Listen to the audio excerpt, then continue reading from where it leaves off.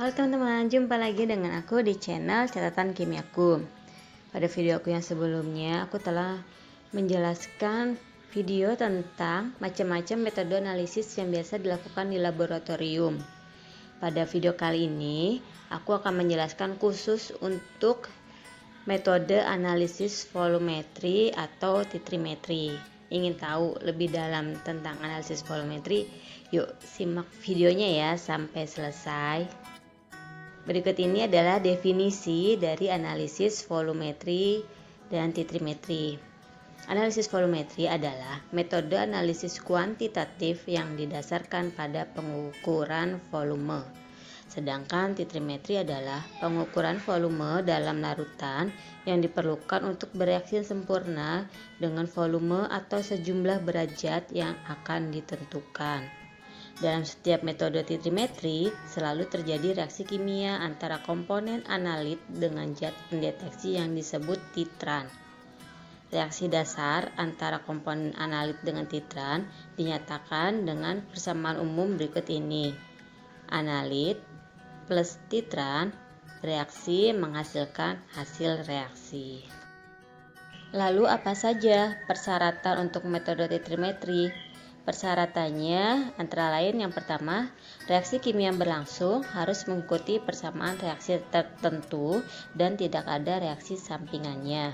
Kedua, reaksi pembentukan produk dapat berlangsung sempurna pada titik akhir titrasi.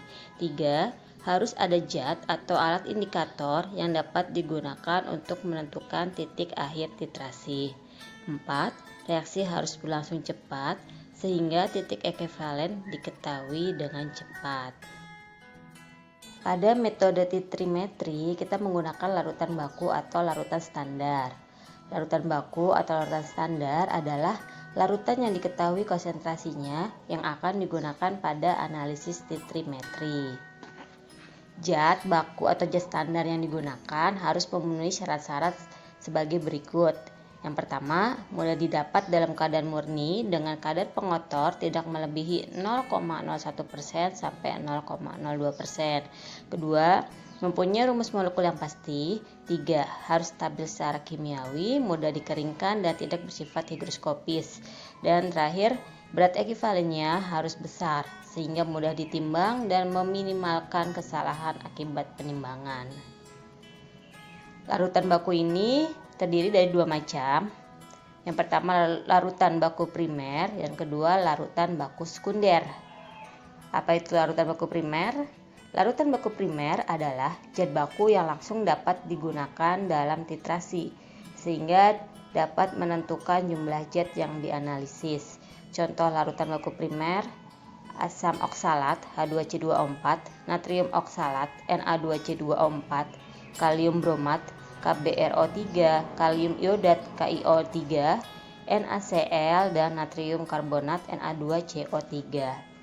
Sedangkan pada larutan baku sekunder kita menggunakan zat baku sekunder.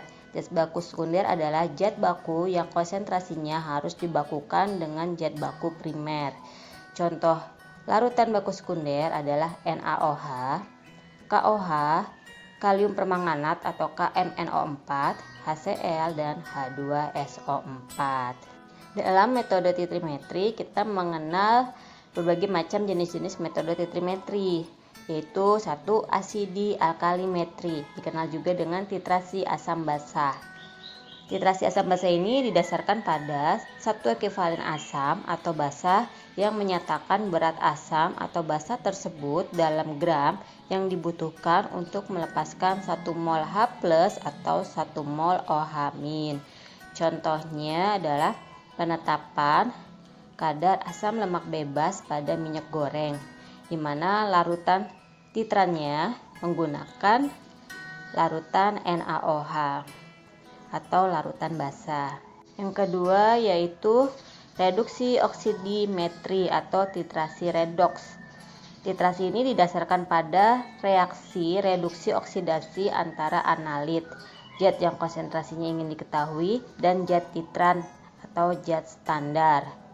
Contohnya adalah penetapan bilangan iod pada minyak goreng.